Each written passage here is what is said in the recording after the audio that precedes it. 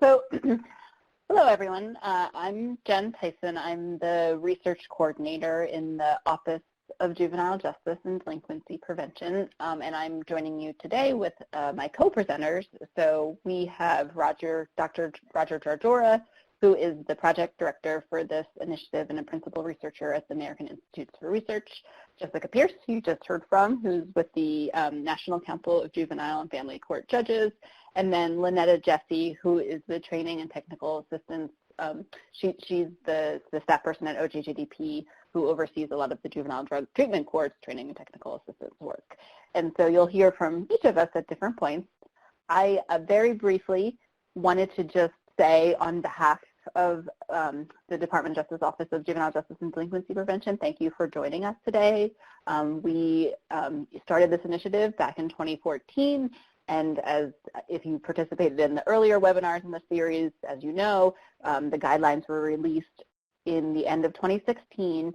And so today's webinar is really focused on diving deeper into the second half of the guidelines. And so the first webinar we did in the end of January was an overview.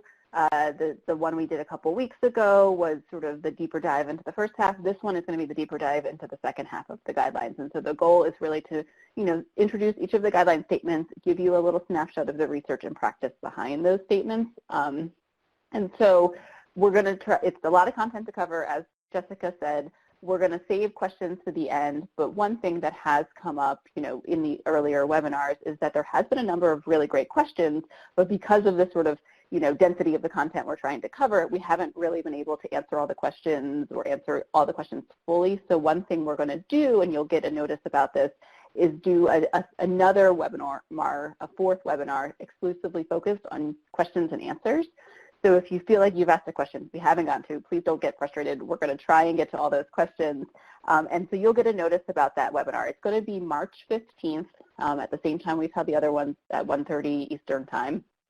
And so anyone who's registered for any of the early ones will get the notification on how to register for the March 15th ones. But if you want to go save the date on your calendar, in that session, we'll really focus on answering those questions. And then we also are going to make the recordings available. So again, if you sort of haven't been able, because of conflicts, to participate in an earlier session, you want to go back and review some content. SCJ has been recording all the sessions. As a participant, as a registrant, you'll get the recording. So you can go back, sort of review some of the content. You can share it with your colleagues who might not have been able to participate. And so again, we hope that these resources can really help support you. Just as a reminder before we jump into the content, there are 3 underlying principles that we like to just start with in each of these webinars. The focus of the Juvenile Drug Treatment Court guidelines have been to be treatment-oriented and focus on the substance use disorders and also the often co-occurring mental health issues and disorders that youth who come in contact with the courts experience. They are evidence-based in that, and Roger will go over some of this. There were high standards around sort of the research behind the guideline statements, and they're guided by adolescent development and family engagement. So if you do look at the guidelines, there's an introductory section sort of talking about some of the principles of adolescent development and family engagement, and then it's highlighted throughout sort of how that was integrated.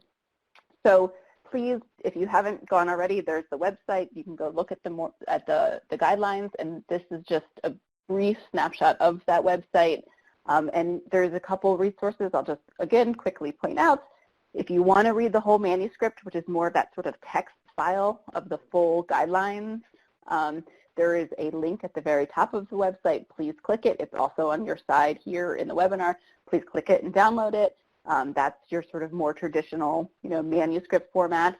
The website itself, though, is interactive, and so if you want to go back and sort of after the fact you're thinking, oh, what does the guideline say about eligibility? We're not going to sort of cover that again today, but if you want to go back, you can go to the website. You look under Objective 2 here.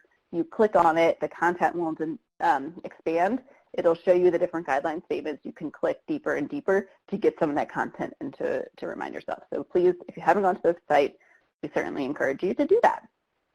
So with that, I'm going to turn it over to Roger so that he can jump into the content. Okay, thanks, Jen. All right, so on the previous webinar, part 1, we made it through objectives 1 through 3. So we're actually starting with objective 4 today, and we're going to finish and go through 4, 5, 6, and 7. And we'll do the same format that we did last time. So we'll talk, for each statement, we'll go through a little bit of the research evidence underlying that, and then talk about some of the practice considerations as well. This is just really an introduction to the content. So, if you want to know more, we invite you to go back to the main manuscript, and that's also where you'll find links to the research that was reviewed to develop the guidelines, as well as a number of the reports that were developed along the way that helped to lay the foundation for the guidelines themselves. Okay, so objective 4 focuses on conducting comprehensive needs assessments that inform individualized case management. So the things that are organized under this objective all sort of to further that purpose here. And 4.1 is that there should be the needs assessments, right? And the needs assessments, the research was clear that they need to be comprehensive. They need to really look at the young person from a more holistic perspective, but also looking at the parents as well too. So on the website you'll see, so if you look on the right-hand side of the slide, so under 4.1 we have broken out the content under each of these bullet points. So if you click on the squares, that's where you'll actually open up the content here. And so we're going to just briefly go through each one of these here. So there should be needs assessments that include information for each participant on the use of alcohol or other drugs, right? So, and the research that we reviewed for the guidelines really pointed to that when young people have a substance use disorder, they actually have higher rates of successfully completing the JDTCs, compared to those kids who have been using drugs and alcohol, but they don't have a substance use disorder. And the recent evaluation of Reclaiming Futures found that when participating youth had followed, there was strict eligibility criteria, right? So they just really enrolled kids that had serious substance use disorders and delinquency problems, that those kids actually did better, that there was better outcomes in terms of reduced substance use and strict the delinquency outcomes as well too. I'm going to turn it over to Jessica to talk about some of the practice considerations here. Yeah, so practically, when we think about screening and assessing for AOD issues, we want to make sure that we have professionals who are certified to do this, because these instruments are really designed to be used with like clinical judgment. And ideally, you'd want to get all of this information as early as you could. In a perfect world, you'd probably have an assessment completed before you even accept a young person into your Juvenile Drug Treatment Court, because that would mean you'd have a lot of information about what they needed, and then you'd be able to say, yes, our services match their needs. But I know that it's hard to do that because you have to have a lot of times a disposition to be able to pay for something like an assessment. And so ideally, though, this should be one of the things that's happening very, very early in the program. And even though some of our risk need tools also ask questions about substance use, we really do want to have both a substance use assessment and a risk need assessment. Okay, the next thing that we want to do a careful needs assessment on is what we call the criminogenic needs, right? These are the factors that have been determined to be related to reduction in reoffending. And we know that the reductions in recidivism are greater when programming actually addresses the criminogenic needs of the system-involved youth. And so these are going to be things about criminal thinking and who they're associating with, and family relationships. Substance use disorders is one of those too, and the way that they're using their leisure time are some of the key criminogenic factors that you should focus on. And if we do, and the research also interestingly points that when the need assessments are conducted effectively and that information informs the work of the probation officers, then we're finding that the case management plans that come out of that focus more on the treatment that's going to be needed there too. So that's a side benefit of really focusing on the criminogenic needs. So what we're really looking to do is take the information we get from our needs assessment and use that to drive programming. And so if you look at, the young person, you complete the questionnaire with the young person, and it indicates that family is a real issue for this young person, then that would be where you'd probably design a lot of goals and objectives. And this is a way for us to really be individualizing how we're addressing the needs of these young people, that we're actually using this information to drive programming, and that we use what we have to match services to what kids need.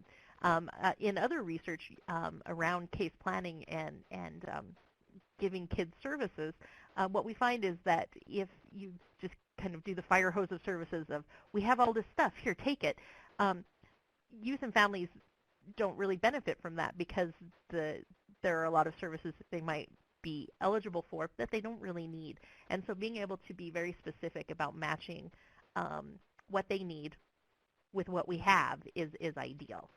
We want to make sure that you're using an evidence-based tool, and there are a number of them. And in our resources, actually, we have a list of risk need tools and substance use tools, and so we can use you can use one of those lists to kind of pick the tool that works best for you. And I know many of you have state tools, and state tools can be great. And so you want to do, I don't need you to go out and get the GAIN family of instruments. If you have state tools, use the state tools, but really actually use them. Do the assessment, take that information, and help it drive your case planning. I also want to mention that when we talk about our targeting and eligibility, and that you should have moderate to high risk and need, and then also that you should have substance use disorder, this is where you get that information, right? And so you want to make sure that, that again, whatever instrument you're using, you're picking the correct the correct kids, the kids that match, again, with that kind of moderate to high risk population. Roger. Okay. So the next factor that should be included in the needs assessments is the mental health needs of the young person. So we have some estimates that 60 to 90% of the youth who come in contact with the juvenile justice system have at least one diagnosable mental health disorder.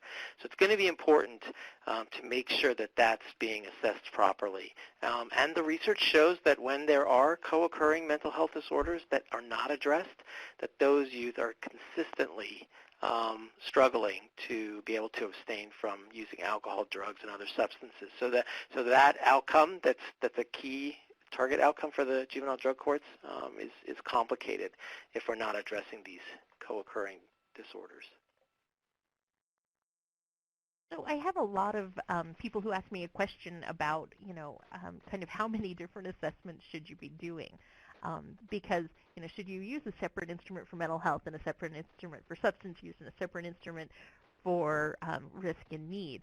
And really, probably not, right? Some of the instruments that you can use for substance use will also address mental health or vice versa.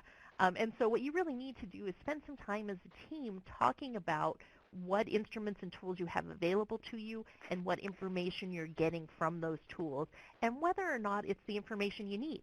So if you feel like you have a lot of kids in your program who might have mental health issues, but you're not kind of catching it until they've been with you for a while, and then you start to say, wow, this behavior kind of seems like it might be indicative of a mental health challenge, then that would be a time to say, I don't know that we're catching this early enough. Let's go back to our instruments and make sure that we're addressing mental health in that way. And mental health assessments are kind of a lengthy process. And again, these are things that are done by clinicians that have lots and lots of experience, and they can use things like observations and interviews to make a clinical recommendation.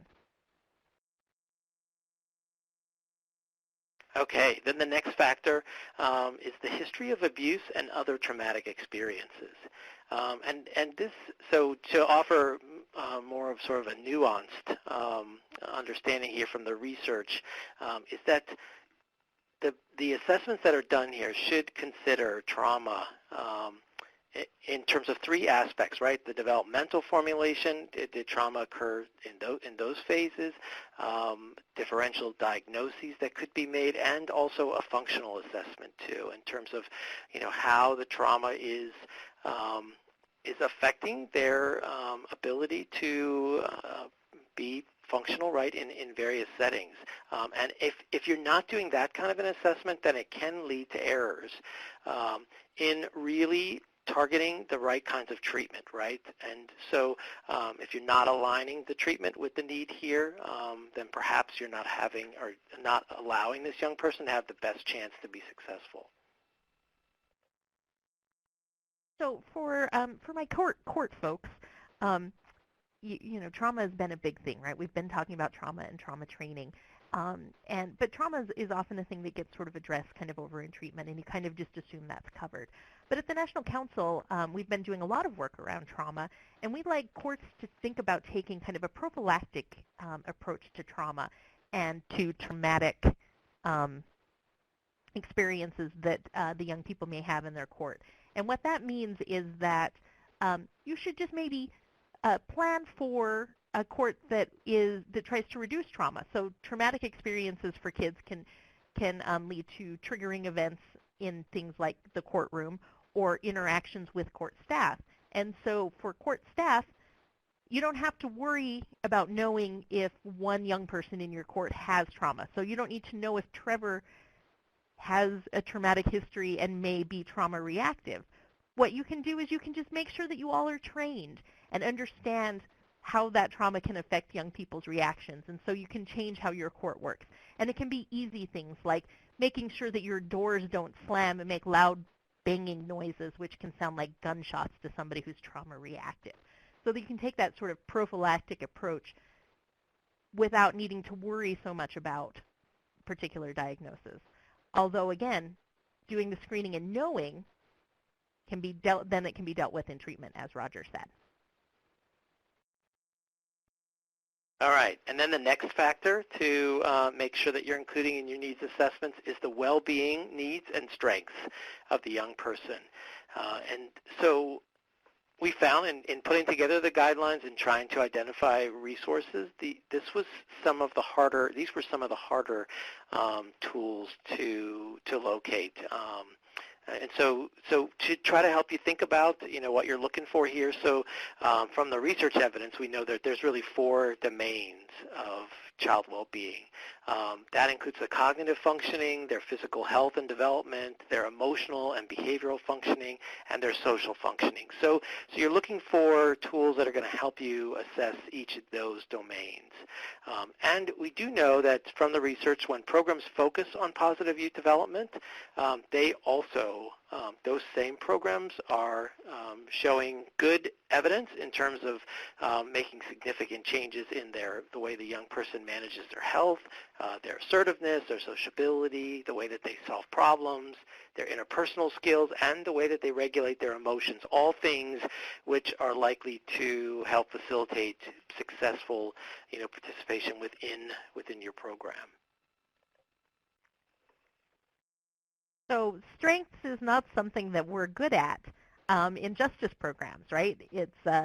We're much better at focusing on a problem and figuring out how to solve the problem.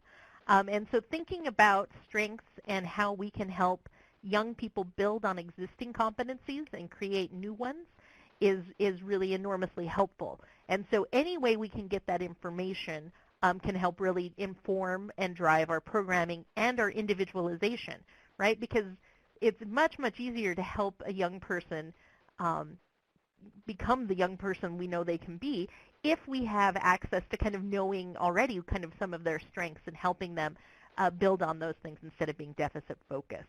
And then we can also link them to, again, appropriate services. So for those young people that are interested in sports, that have aptitude and competencies in things like chess or music, then we can build on that, and then we can steer them toward those programs.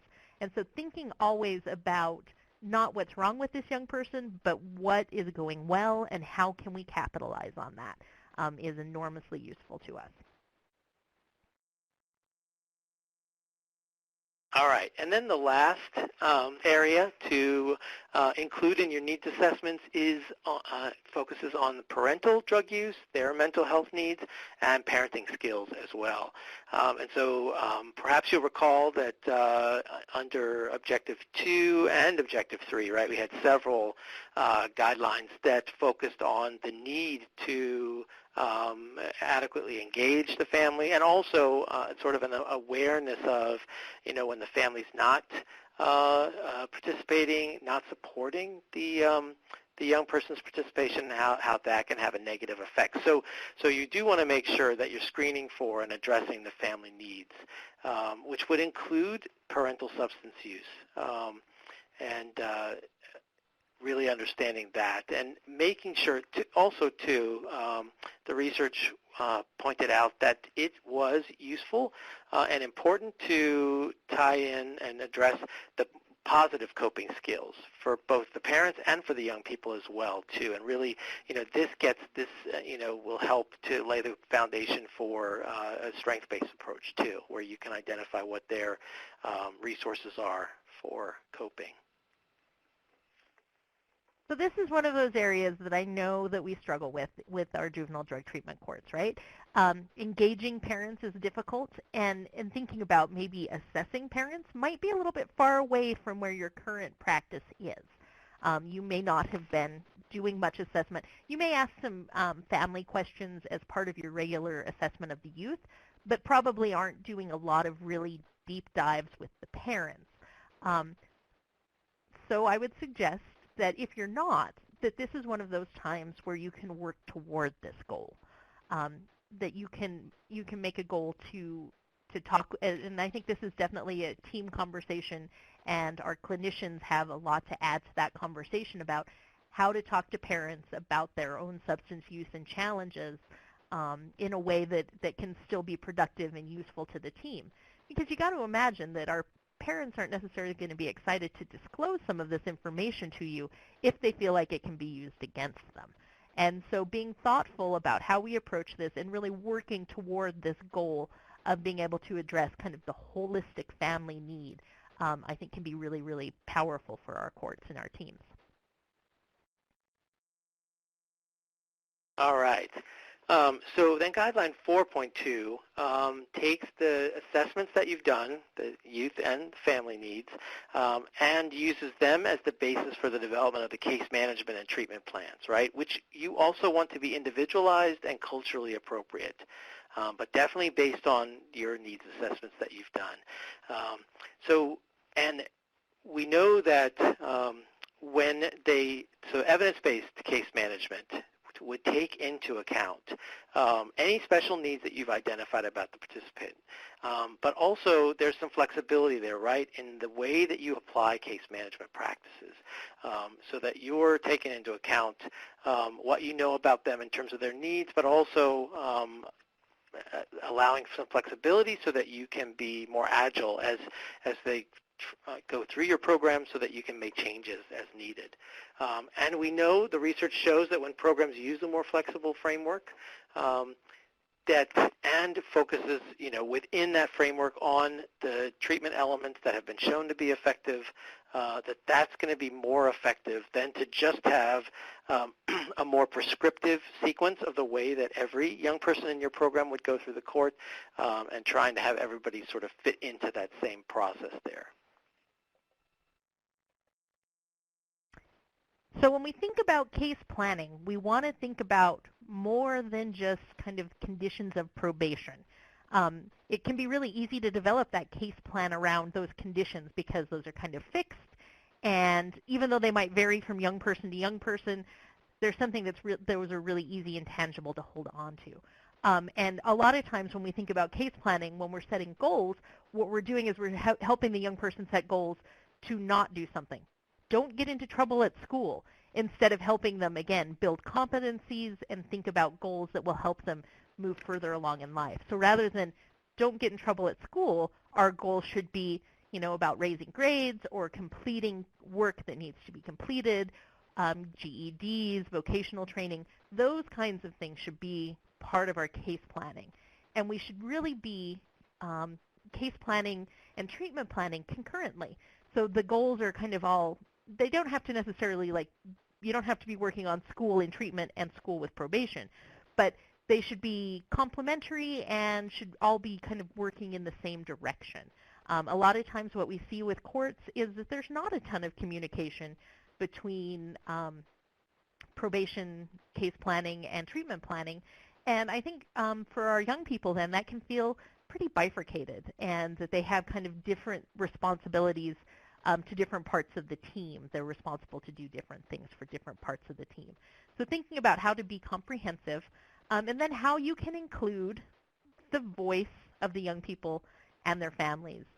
Voice and choice is one of the number one things that kids and families ask for. If I come to your court and I say to the young people, hey, what are you looking for from the drug court?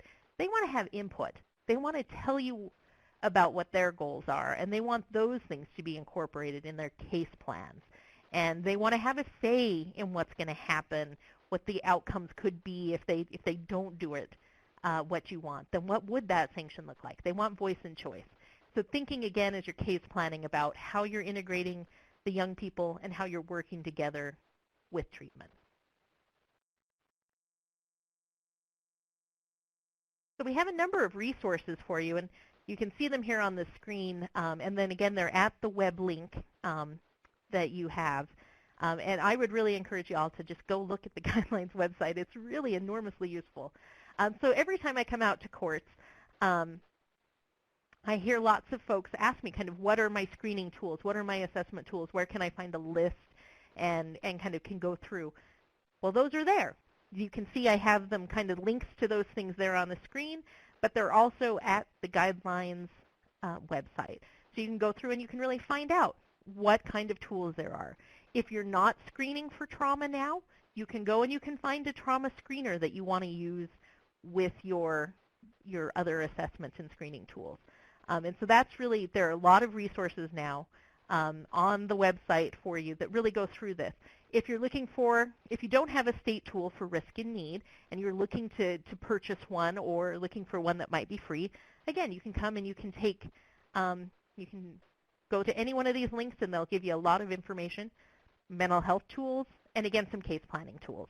So there are lots of resources out there for you, and I would encourage you to take a look. Okay, so moving on to Objective 5. So the guidelines under Objective 5 all focus on implementing contingency management, case management, and community supervision strategies effectively. And Guideline 5.1 focuses on the application of incentives and sanctions, right? So for each participant, the application of incentives should equal or exceed the sanctions that the JDTC applies, and incentives should be favored over sanctions. When we look at the research, we find that so when we talk about contingency management strategies, that basically refers to the ways in which the staff are using sort of methods of operant conditioning, right? So the way that you're reinforcing and trying to extinguish other kinds of behaviors. And so that typically gets played out in the way that you use the incentives and the sanctions, right? And we find that when staff are not trained well enough in those principles, that they're not responding to the cues from the young people when the kids are doing well and not doing well. They're not following those principles. There's a common theme in the research literature that the Juvenile Drug Treatment Court staff would like to expand the number and variety of incentives that they use. This is often tied to resources, either human resources, that they don't have people who can dedicate the time to looking for the incentives, but it may also be a matter of not access to the funds that may be needed to secure the incentives. research does show that if you use praise under proper conditions, that's a powerful motivator for the young people. So that should be considered. That can be used at no real cost, resource-wise, to the courts. And then the last thing too. So let me just say real quickly. So there is research that shows that there should be 4 incentives for every sanction, right? That's probably the optimal level of balance here. That is perhaps a high standard to achieve, and we often find that courts are better at tracking the sanctions than they are at tracking the, so you may think that you're using sanctions more than you're using incentives, but it may just be that you're not tracking the incentives well, like you are the sanctions. So thinking about that, and so we went with, in terms of the guidelines, so thinking about all the research, we said that they should at least equal or exceed the sanctions. So you don't want a situation where you're using more sanctions than incentives, right? So if you think about that balance. So there are a number of things we want to have happen with our incentives and sanctions. We want them to be immediate. We want them to be certain. We want them to be consistent, fair, of appropriate intensity, goal-oriented, graduated, individualized, and therapeutically sound. And what that really means is that you really have to be creative about how you're going to give out incentives and sanctions, and you want to be individualized and thinking about how you can match your incentives to what the young people actually need. We get really hung up in juvenile drug treatment courts thinking about those tangible incentives, right? We love the gift cards, but we don't necessarily think about the things that the young people want. So I would say the very first thing you should do if you're thinking about your incentives and how you want to change them and how you want to get closer to that 1-to-1 ratio, let alone 1-to-4 ratio, is that you talk to your kids. Ask them what they want. And a lot of times they want things that are free. They want to move through the program faster. They want to come to court less often. They would like to give you fewer urines. They would like to have less check-ins from their probation officers. And so if there are ways that you can use those things to incentivize the other behaviors that you're looking for, you can have a great result that's individualized and specific to that young person because they will have kind of told you what they're looking for, that you can then use without spending any money. And again, you can really match what they want with what you can offer. You want to be thinking about and inventorying really your incentives and where you're offering them. I'm going to use Albuquerque. I know you're on the phone. Lindsay Lucero, who's the coordinator there, always gives snacks at treatment. Every time the young people show up at treatment, they get a snack. And she was telling me that, and I was like, well, that's an incentive. You need to count that. And the reason that's an incentive is because you're incentivizing one behavior, which is showing up. And what's the incentive? You get a snack. So if you show up, you get a snack. That is an incentive. And I think you should make sure the young people know that they're being incentivized, but that you can count that. So thinking about all of the things you do and how you go through your interactions with the young people and figuring out how often you're incentivizing and then making a real plan for increasing incentives by talking to the young people is really a good idea. And use data. You can use an Excel spreadsheet. Heck, for monitoring incentives, you could even just put little hash marks down on a notepad for how often you're giving incentives or the different kinds of incentives you're using. And you can look at that after, a month or so and say, how many incentives did we give? Do we want to increase that number? What's our plan to do that? So some of these things don't have to be difficult, but you have to make a commitment to do them, and you have to do it together as a team. Roger, I'm turning it back to you. All right. So then on to Guideline 5.2. So from the research, we found that it was important that the participants feel like the assignment of incentives and sanctions is fair. And there's 2 principles under this. So the application should be consistent, right? So they're receiving similar incentives and sanctions as others who are in court for the same reasons, and without violating that principle. It's also valuable if you can individualize incentives and sanctions too. And so the research really pointed to a few things here, right? So we did see in the research that generally youth perceive their counselors and the staff at the court that they treat them fairly. When asked, they usually said they felt like the judge treated them fairly, their counselor treated them fairly. So it's not difficult to get kids to feel that way. But we did also see in the research that kids felt like incentives were important, and that they really appreciated getting rewarded for their behaviors. When we saw that incentives were increased, that was related to improvements in graduation rates.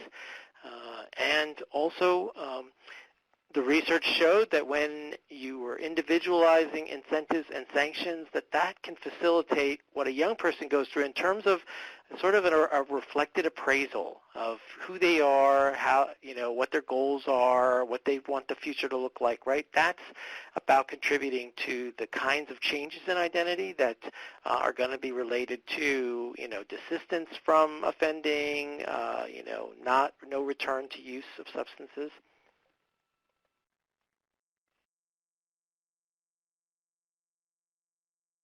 Sorry, Jessica, that wasn't a good transition. I'm turning it over to you.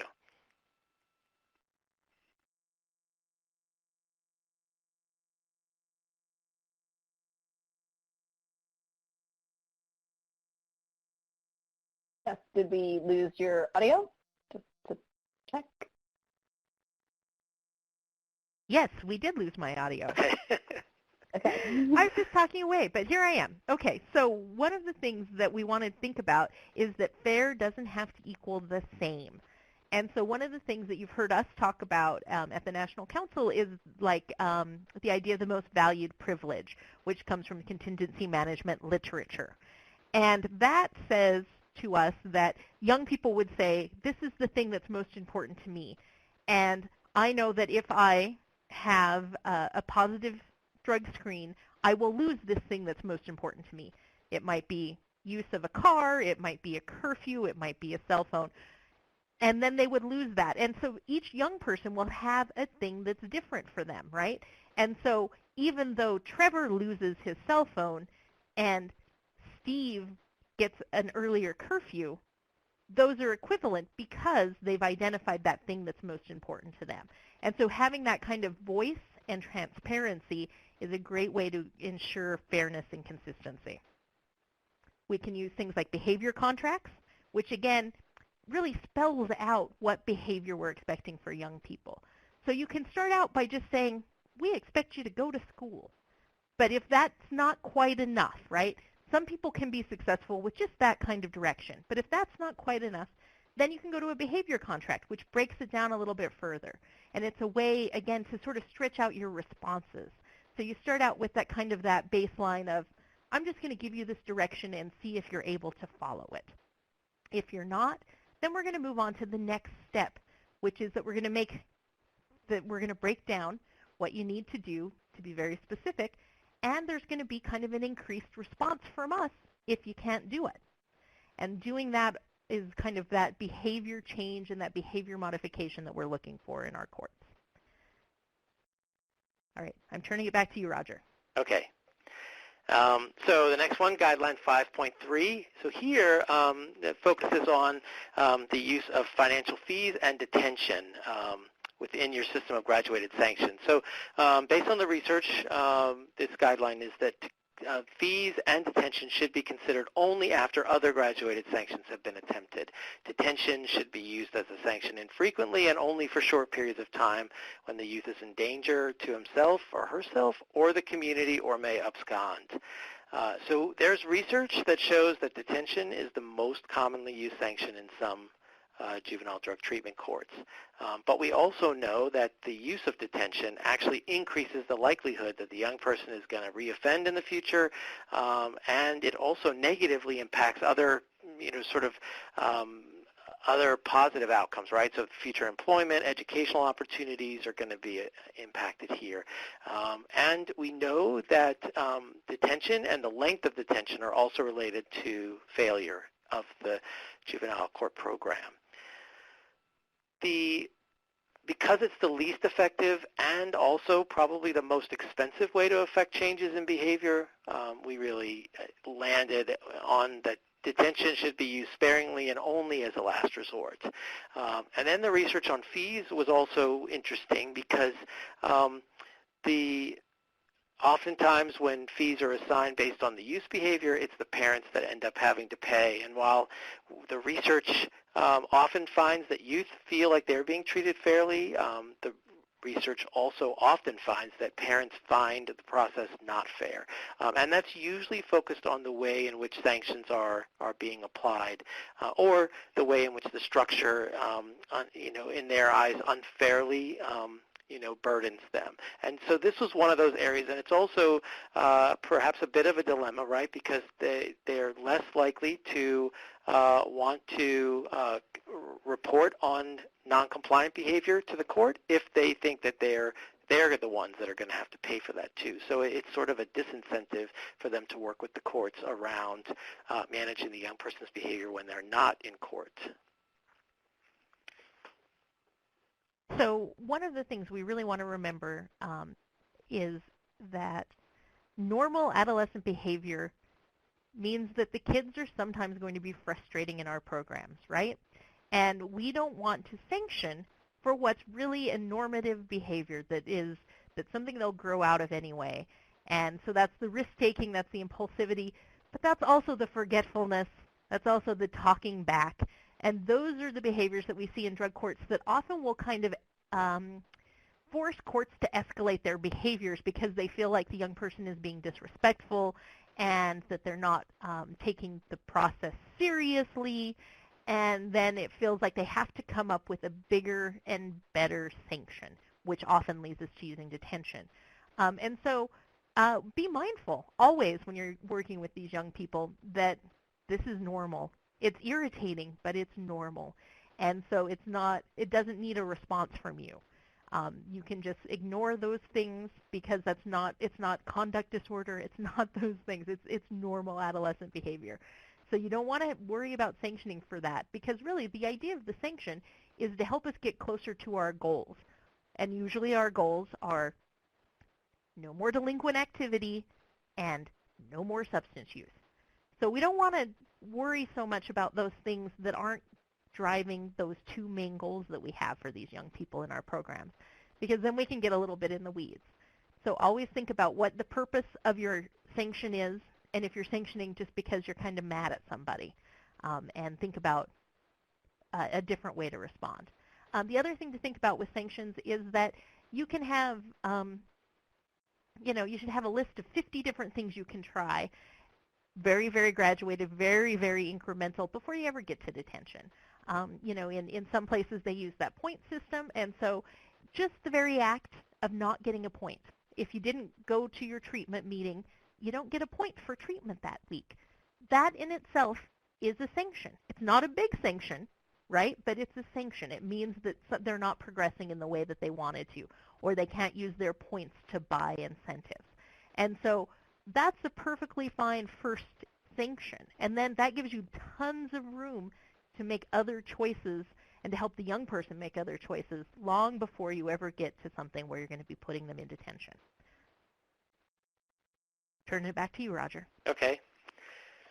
So the next guideline 5.4 focuses on the way that you use your monitoring and case management. And so within a system that would sort of structure the way that you use ongoing monitoring and case management, you want to make sure that you're focusing less on the detection of violations of your requirements and focusing more on addressing the needs of the young people in a more holistic manner, including, this would include a strong focus on behavioral health treatment and also family intervention as well.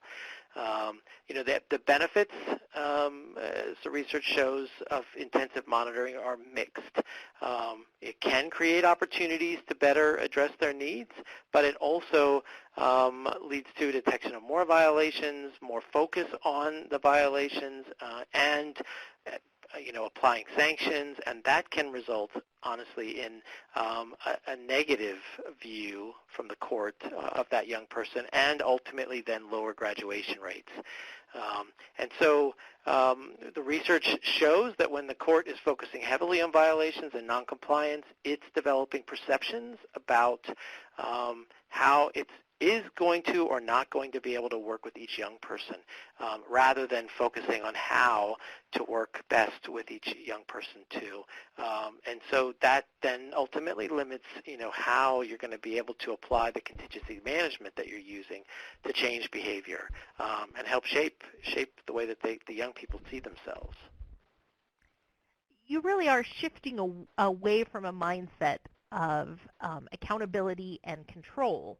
And accountability is baked in, right, because we have a lot of contact with these young people.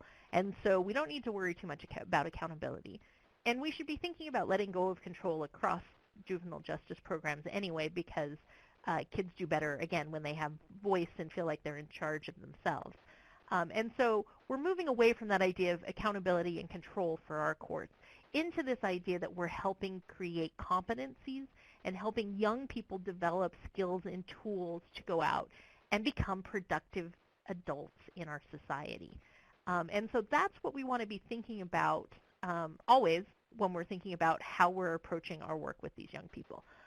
So that the monitoring, of course, is helping because we're helping keeping them sober. We're helping make sure that they're in pro-social activities and not in activities that aren't helping build competencies. But we really want to think about that it's not so much about that controlling their behavior, but instead helping them adapt and create new behaviors that are positive. And so then this helps us make decisions about how we can individualize and how we can help each young person do this. And so when you're thinking about something like drug testing, that becomes just a tool. And it's a way to say, what does this tool, this drug test, tell me about what's going on with this young person? Does it tell me that something else is happening and we need to insert stronger treatment response? Does it tell me that they're testing the limits of the program? And so it's, that we need to think about how we can respond to that in a positive way that helps them kind of create that sort of trust with us. How do we respond to something like that? The drug test then becomes a tool and not the end result. Roger. All right. If a young person fails to appear for a drug test or is caught tampering with the drug test in some way, that should be addressed with immediate and graduated sanctions. Research indicates that when young people fail to appear for drug testing during the initial phase, that's a warning sign that they're at a high risk of program failure. So that needs to be addressed right away. Tampering should be seen as a deliberate act of noncompliance, but it can be controlled, right? Tampering can be eliminated by using things like direct observation for urine collection and other approaches that achieve some of the same objectives there. We didn't find research that said if you test, this many times it's related with better outcomes, but we did find that there's a consensus among providers working with young people with substance use disorders that initially twice a week is probably the right amount of times to be testing, and then weekly during the latter stages of the program.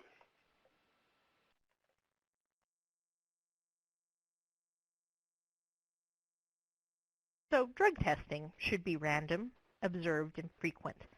And I think one of the things that Guidelines mentions here that we haven't really talked about with drug testing ever before is sensitive to any potential trauma that the young person may have experienced. And so I'm going to suggest to you that one of the things you should be thinking about, because we need to have observed drug tests, is that you want to make sure your young people are comfortable having an observed drug test.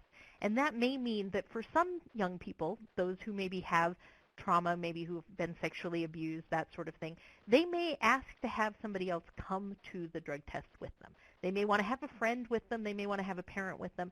And I think you should think about how you can make drug testing comfortable and okay for those kids that may have that history of trauma. And certainly if you're assessing for it and you kind of find this out, or your folks from your treatment providers are kind of talking about that, then you can think about how you can make accommodations for those people that might be trauma reactive. As I said, drug test is just a tool. And so you need to have a response every time, right? We know young people, and we know that there needs to be a response to behavior every time. When we say, okay, I'm going to give you a pass this time, well, that undermines our program, and it undermines their ability to count on, when I do this, then I know that this is going to happen, right? They need to be able to count on our response. But that does not mean that we have to put them in detention every time they have a positive drug screen. So we have to be thoughtful about how we respond. Something like the most valued privilege, which I mentioned before, is a way for the young person to have a voice in that and to say, I know what's going to happen if I give a dirty drug screen. Or it doesn't have to just be that it's a positive drug screen, right? It's a positive drug screen, a diluted drug screen, a missed drug screen. All of those things can be treated as the same thing, right? They can all be basically you failed this drug test. And so what's our response going to be to a failed drug test? A failed drug test, a missed drug test, a diluted drug test. We're going to have a response, and it's going to happen as immediately as we can make it happen. But again, it's about helping us understand where that young person is. If you have somebody who's had, 3 months in your program where they've had clean drug screens the entire time, and then they have a dirty drug screen, then that's a question about what's happened. What's going on with this young person that they've decided to use again? Is it that we need to do a little more, insert more treatment? Is there something else going on? Did they make a choice that even though we would not have made that choice and they knew there was going to be a consequence, they still made a choice? And what do we do about that? So those are things to consider when we think about these drug screens, that they're a tool, that they're not the only reason for our program. I'm going to turn it over to you, Roger. All right. And so, then the last guideline under Objective 5 addresses the return to substance use. And so the team should be prepared to respond to any return to substance use in ways that takes into account what we know about the young person's risks, their needs, and their responsivity.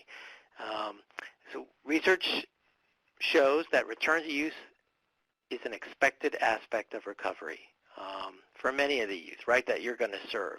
And so you want to be careful that you're not confusing treatment and sanctions, right, that you're not using treatment as a sanction, and that you're really thinking about individual ways, individualized ways that you can respond to the young person's return to use. You want to, so that should be based on what you've assessed in terms of their treatment needs and all of the other needs that were assessed during that process here. We know from the research that there are formal aftercare services that are useful in the recovery. Those include things like assertive continuing care and active aftercare. And the actual guidelines manuscript, the full document there, goes into more detail about what are some examples of those models that you can look into. Also, community-based self-help groups, things like an adolescent-specific 12-step program, also have been shown to have promise for positive outcomes for young people in recovery.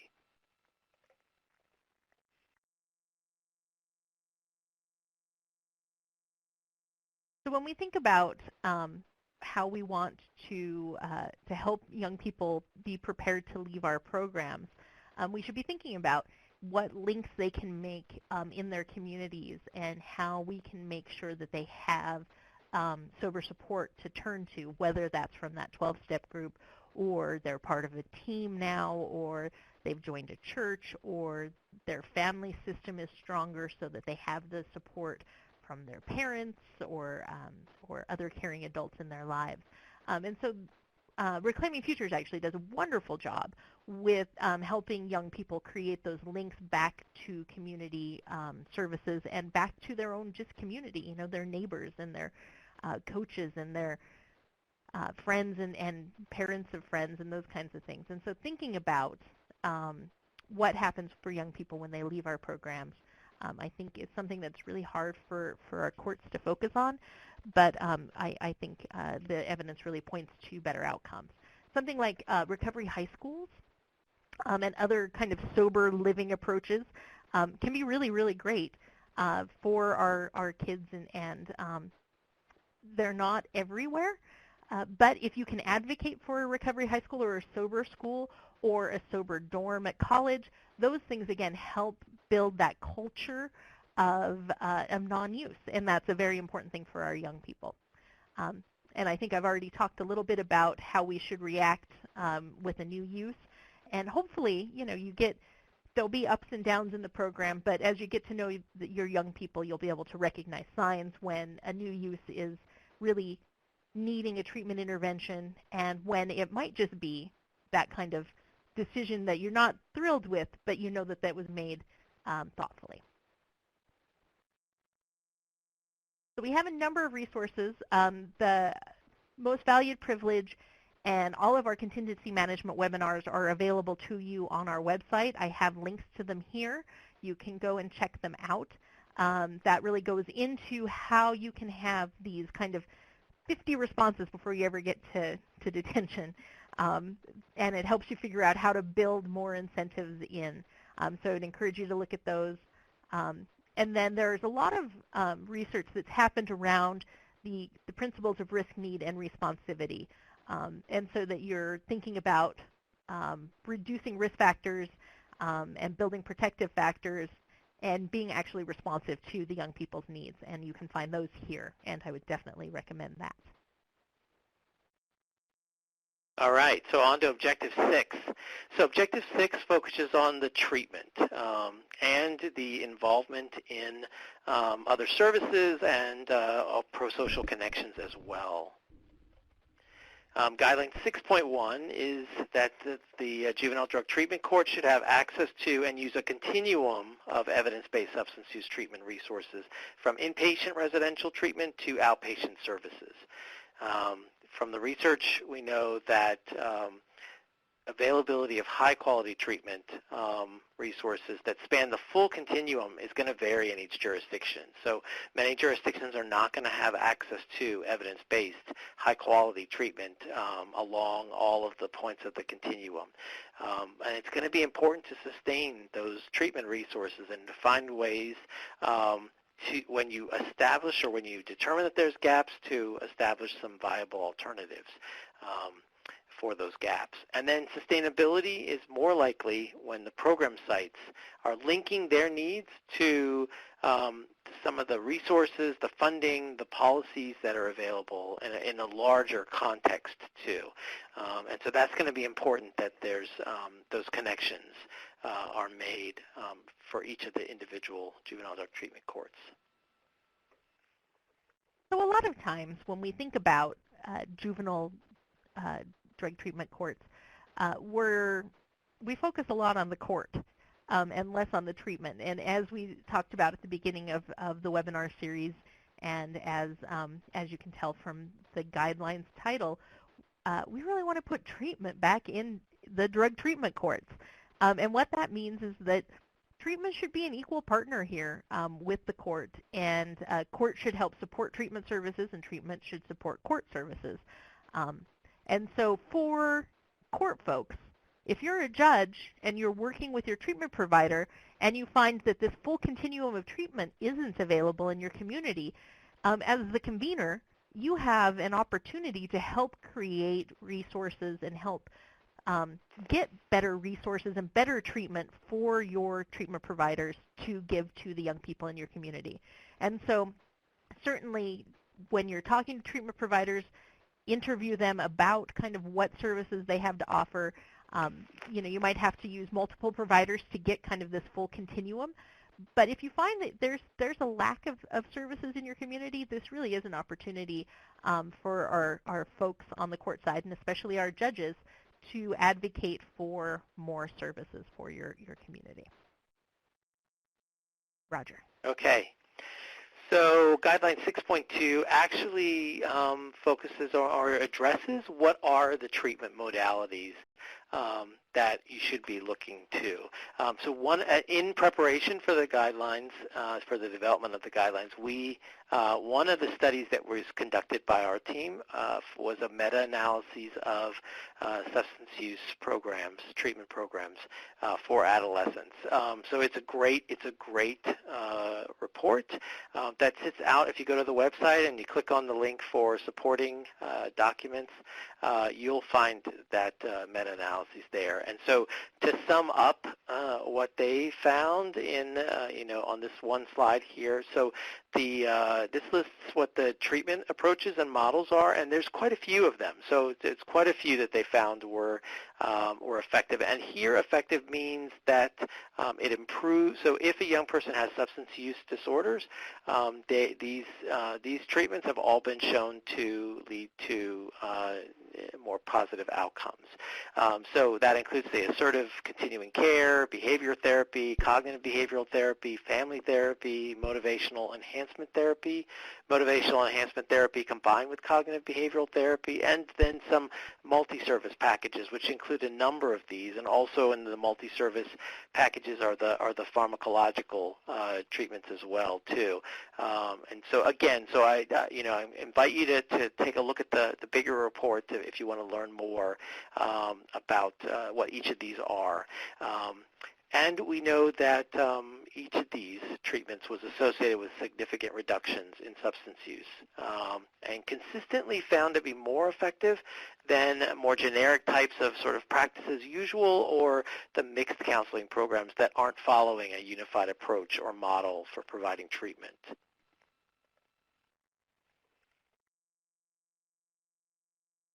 When you look at the research, the very best kind of Cadillac-y sorts of treatment really are those ones that that include families.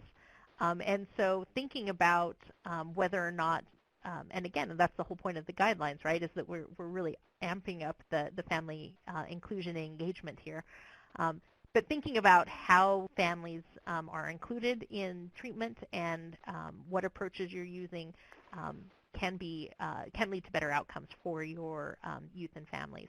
I think it's very important always to have open lines of communication between treatment providers and court. And so rather than just kind of saying we're shopping around for new treatment providers, do you offer these things? Really talk to them about what cognitive behavioral therapy looks like in their treatment facility. And if you can, ask them to do like a mock group for you so you can sit in and see kind of what it looks like. And that helps not only make sure that you're being a good consumer of treatment if you're the court staff, but it also gives you a much better understanding of what happens in treatment. So you don't want, though, to send your young people out to just kind of standard community services, standalone self-help treatment. So just sending kids to AA or NA in lieu of treatment is going to do us no good. And those generic counseling programs that aren't incorporating one of these kinds of concepts you'll have not as good outcomes. And again, if you find that that's what you have available in your community, then that's an opportunity. It's a challenge, but it's also an opportunity to advocate and create some of the services you might could use. All right. In addition to picking the evidence-based treatment programs, you want to make sure that the service providers are delivering those programs with fidelity to the models that they were designed from. And so, so you've probably all heard that you should be using evidence-based treatment programs, but we don't do as well in helping folks understand how to implement those programs effectively. And so you do want to make sure that your treatment providers have the training and are paying attention to. They have access to manuals if that's important, so that they are implementing these programs with fidelity to the model. We know that when programs are poorly implemented, even though they're evidence-based, they can be no more effective than other locally developed programs that are not following any kind of an evidence-based model. And we know that when organizations jump in and try to provide these treatments before they're ready, that they typically produce poor results. And oftentimes, the intervention is ultimately abandoned and replaced with other things too. So it really is important to pay attention to these aspects from your treatment providers. When we think about continuous quality improvement in our course, that should be extending to our treatment providers. And so we should be, the court, you can set benchmarks and goals for how you want your program to operate. And you should also be thinking about benchmarks and goals for how the treatment side of things operate. And so that you all have kind of milestones you're trying to reach, things you want to measure, and so that you can make sure that you're implementing with fidelity. So that might mean that treatment providers are part of that kind of ongoing continuous quality improvement. I know many of these modalities that we're talking about have kind of regular tune-ups that happen with the folks that have created that sort of treatment modality. And so finding out if your treatment provider is participating in those, what kind of continuing education is happening, and then advocating again that everybody on the team is always continuously being professionally developed, again, including our treatment providers, so that we can make sure that we're operating the very best that we can. If you're operating as close to fidelity as you can, then even a program that has maybe a shallower evidence base can be as effective as a program that has a deeper evidence base, but that's implemented with no fidelity, right? So fidelity is key to making sure that kind of young people are getting what we think they're getting. Okay, and then the next focus here in Guideline 6.4 is the other needs that arose through the needs assessment process, right, described under Objective 4. So you want to make sure that you have access to and make use of evidence-based treatment services that address those other risks and needs that were identified, including things like trauma, mental health, quality of family life, educational challenges, criminal thinking. So those are going to all be important. And so you want to make sure that there is access to service providers that provide effective programs, effective treatments to address each of those. And this is one of those areas where, like when we think about, especially maybe the mental health needs of our young people, you might work with multiple agencies for a single young person. And so they might have a substance abuse counselor that they're seeing as part of your regular drug court, but they also might be having other mental health treatments that are going on. And so one of the things you should be thinking about, especially if you have multiple providers that are working with your young person, is how you're going to coordinate those services and make sure they're not overwhelming to that young person and the family, and how you're going to make sure that information is kind of coordinated among the groups. You don't have to share all of that young person's secrets, but how is what's happening in mental health treatment going to inform what's happening in substance abuse treatment, is going to inform what's happening in case management and in court. And so how all of those pieces all work together. And I know that's challenging, and I know you guys face that every single day, but thinking about, again, making a goal and an effort and a plan for being coordinated among service providers is enormously useful. All right, and then the last guideline under Objective 6 focuses on the access to pro-social opportunities and developing pro-social skills. So participants should be encouraged to practice and should receive help in practicing those pro-social skills in domains such as work, education, relationships, community, health, and creative activities. Research that's been done that looks at positive youth development programs shows that when you can increase their positive youth behavior outcomes, that also is related to reductions in and preventions of their involvement in the problem behaviors, substance use, delinquent activities. Research on juvenile drug courts shows that participants need more access to and need to be more involved in pro-social activities and opportunities, which includes, a focus on the way that, who their peers are, right? Because those are some of the biggest barriers to recovery if the young person is not changing, those social supports for substance use. And then an emerging area from the research is that mentoring can be a really useful strategy in allowing youth to practice their pro-social skills while also having, the benefits of having a caring adult role model too. So pro-social skills and skill development and activities are kind of, again, when you think about the point of the court is to help these young people develop competencies, then this is where a lot of our efforts should be focused. We should be thinking a lot less about drug testing and a lot more about making sure our kids know how to write a resume. And so when we think about the pro-social activities, you can think about them among these domains and how to help them develop self-efficacy, pro-social norms, and recognize what positive behavior looks like. In many courts that I've visited, there's kind of a life skills section that has a menu of choices for young people to develop some of these competencies. And what I would suggest to you is that you think about how to make those options a way for the young people to choose something, right? So they can pick from your list, or they can say, I want to take guitar lessons.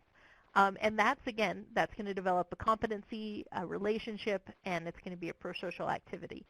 So you want to think about, though, how to make those something you can incentivize and also something that can be selected by the young people so that they're picking the thing that's most important to them. Maybe they want to learn how to do laundry and balance a checkbook, but maybe they're not there yet and they just want to go play basketball. And so thinking about how you can help support the youth voice and choice in this competency and pro-social development. And there's a ton of resources around this. So we have a lot of different resources around treatment and around fidelity to your own program model and also around competency development.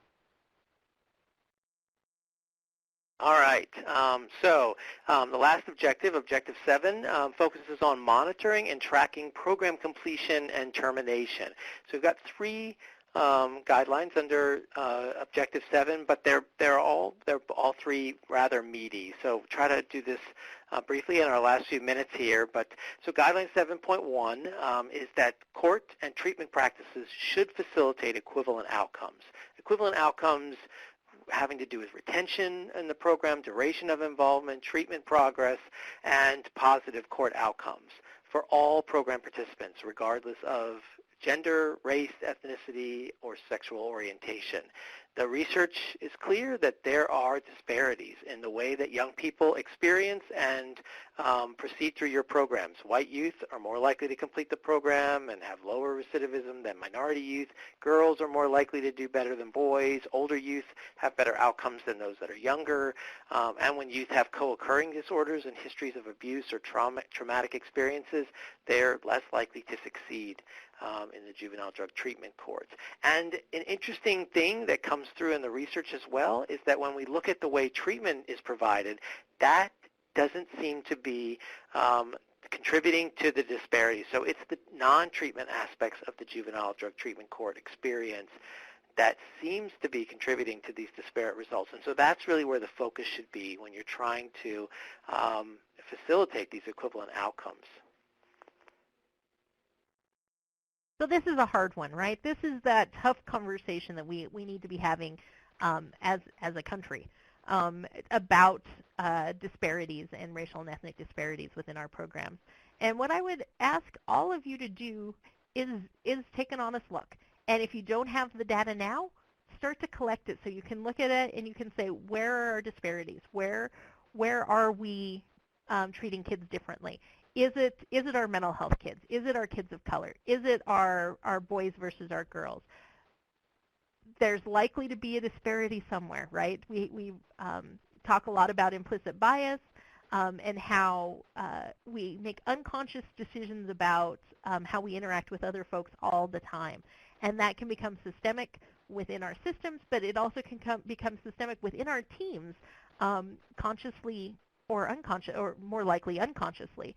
So you really need to make a commitment to focus on this and to make sure that you're thinking about where your barriers are. When I talk to courts, one of the big things is location, right? That our kids of color might be in a different part of the county that's harder to get to, so they can't get to our services, so they get excluded from the drug court because they're in a different location. But that, to me, seems like that's an opportunity, again, to say, all right, well, we're going to recognize that this is a challenge we have, and we're going to do something to change it. And so that would be my challenge to all of you, is that you look at your data and you make a plan for addressing your racial and ethnic disparities or your gender disparities, mental health disparities. And don't forget about those kids that are LGBTQI or have some of those other kinds of issues that they're bringing with them into court. All right. Guideline 7.2 is that youth should be terminated from the program only after the team carefully deliberates and only as a last resort after full implementation of the protocol on behavioral contingencies from the court. And so the research is rather sort of nuanced here, but what we were able to determine is that the strongest predictors for successfully completing or successfully leaving the juvenile drug, or leaving, as an unsuccessful outcome, are those factors that are related to the process itself, such as, the way that you use incentives and sanctions, the consistency of implementing behavioral contingencies with each participant, and the way that youth are retained in their substance use treatment programs. It seems like the courts who were able to keep kids engaged longer, though, they had better graduation rates, better completion rates. And so there's something about the process that you shouldn't ignore. It's not as simple as that the young people just weren't a good fit. And so the research really suggests that we take that into account.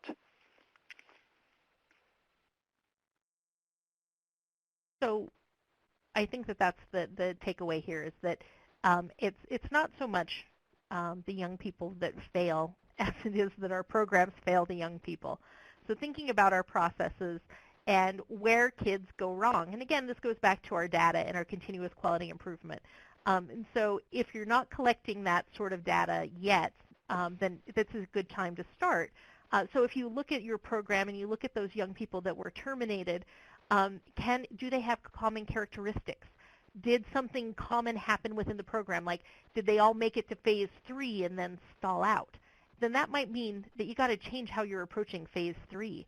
Or do you have a number of clean day requirements, like each young person has to have 90 clean days before they can graduate from the program? And was it those kids that could never meet that clean day requirement? Is that what caused failure? And if that's the case, then you should talk about, why do we have this requirement? Why do we think it's important? And is there a way to change it to help our young people be more successful? Thinking about individualizing within your structure and maximizing incentives is always a good idea. All right. And then Guideline 7.3. So the focus here, as Jessica just made mention, so is that you're collecting and managing data because the focus is on continuous quality improvement. It's not just an effort to, collect your performance measures or to satisfy some compliance requirements. And so that came through pretty clearly in the research, that the better programs are using data in that for continuous quality improvement. And it's important to build the capacity that you're tracking factors that are shown to be related to the outcomes. And these are the things listed in the guideline statement itself. Family-related factors such as family cohesion, home functioning, communication, the general recidivism, during the program and after completion, drug use during the program, and use of alcohol and other drugs after the program ends, tracking completion and termination itself, educational enrollment, sustained employment, and then finally the involvement in pro-social activities and their associations with their peers as well. So certainly you're tracking, you should start to track what's happening in your program to ensure that you're doing what you said you would do. And then the other piece of this is that doing reassessment is really important. So if you have a young person who starts out moderate to high risk, ideally the moderate to high risk should decrease as they're in the program because your intervention has been successful in reducing their risk and need crimiноgenically. Likewise, their substance use assessment should change from a substance use disorder to something else because, again, you've been successful in your intervention. And so definitely you want to be thinking about process and program data, but also then you want some client data, which is very specific around reassessment.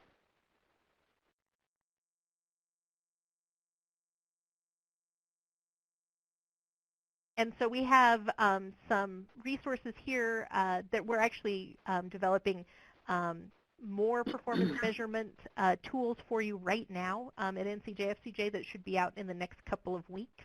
And so I would encourage everybody to look for the link to that in your email. And again, to be always thinking about continuous quality improvement. We're also doing an NCJFCJ webinar on continuous quality improvement, I think in April. So watch for that in your email. So you can find the guidelines here. And Lynetta, I think you were going to wrap us up today. Yes, thank you. So I just want to talk about, once again, just kind of make sure you all know our stages for implementation, the next stage. If you're interested in training and technical assistance, please do so. And click on that link, the INTACT link, and request training and technical assistance for implementation. Also, that OJJP's programmatic initiative is forthcoming in the new year, so look for us. There will probably be something out. So make sure you're paying attention to all that you have learned. Please, as much as you can digest and review the guidelines, make sure you do so. I know that there's going to be a Q&A webinar. Please participate. Please send in your questions. And that takes us to the last bullet for the Q&A. If you haven't registered for it, please do so. Thank you so much for participating on the call today. Thank you so much for your interest in the guidelines. We appreciate your participation. Great. Thanks, Lynetta. And as she said, we will be sending out registration information for the Q&A webinar in the next couple of days. We're going to take all of the questions that have already been submitted and start with those for answering questions, but there will also be a place in the registration to submit your questions. So we're very excited. And I'm going to end the webinar, and there will be an opportunity for you to take a survey to tell us how you thought it went. Thanks, everybody.